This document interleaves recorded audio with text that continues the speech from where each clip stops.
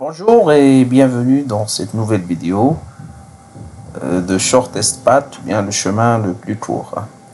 Alors aujourd'hui nous allons découvrir ensemble un nouveau fichier que nous avons développé pour vous, qui va vous permettre de calculer automatiquement le chemin le plus court d'un ensemble de points, en utilisant bien sûr VBA et Solver. Il s'agit d'un problème d'optimisation très connu dans la logistique et plus particulièrement dans la gestion de transport. Très bien, donc ce fichier est constitué de 3 feuilles.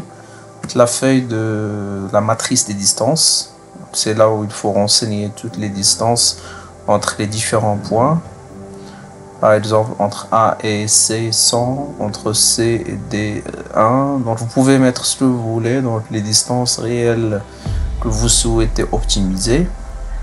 Et là, la deuxième feuille qui est la feuille de modélisation, c'est là où vous pouvez donc calculer automatiquement le chemin le plus court à partir bien sûr des données saisies dans la matrice des distances.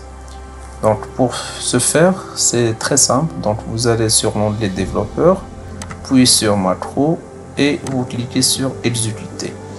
Il vous demande de saisir un nombre compris entre 3 et 14. Si vous saisissez, ça ne va pas marcher. Il faut absolument saisir un nombre compris entre 3 et 14. Je vais saisir 14 et voilà le résultat s'affiche très rapidement. Le résultat, bien sûr, c'est un résultat matriciel en binaire 0 ou 1 qui est transformé avec un code en une solution linéaire. C'est la tournée logistique correspond au résultat. Ici vous avez le kilométrage total de cette tournée. Donc vous pouvez bien sûr modifier la matrice de distance, les chiffres automatiquement. Bien sûr, il faut relancer la simulation. Vous allez voir que le résultat va changer bien sûr. Voilà. Ce n'est pas le même résultat, c'est un autre résultat qui correspond bien sûr à cette distance. Vous pouvez aussi choisir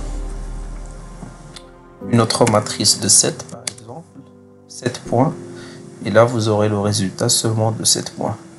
À titre d'information, donc le point de départ c'est toujours le point A et le point d'arrivée c'est le dernier point du chiffre que vous avez choisi. Si vous par exemple dans ce cas vous avez choisi 7, donc le point d'arrivée c'est G.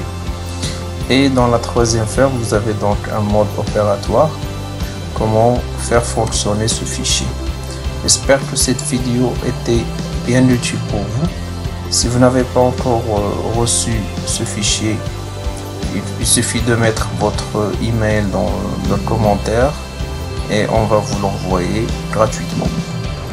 Si ce contenu vous a plu, n'hésitez pas à nous encourager via un simple j'aime et de vous abonner à notre chaîne pour suivre nos actualités.